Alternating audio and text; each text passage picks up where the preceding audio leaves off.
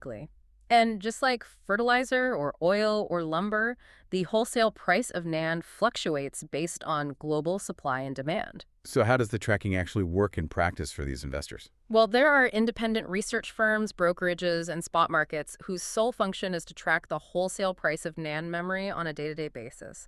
The spot market is basically where excess memory is bought and sold globally. Okay, so it's happening in real time. Right. So if you are an analyst covering Sandisk, you don't need to wait for Sandisk to release their quarterly numbers. You just subscribe to a third-party report tracking the NAND spot market.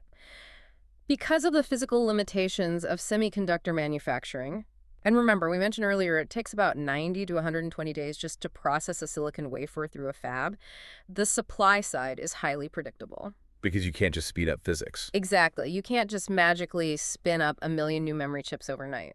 So if demand spikes, the spot price of NAND immediately hikes up. And because the supply is physically constrained by the realities of manufacturing, that price hike is pretty much locked in. Yes. If those third-party reports show that NAND prices are hiking up by 15%, and you know Sandisk manufactures and sells NAND, well, you do the math. Right. You know their gross margins are going to expand because the commodity they're already producing is increasing in value on the open market.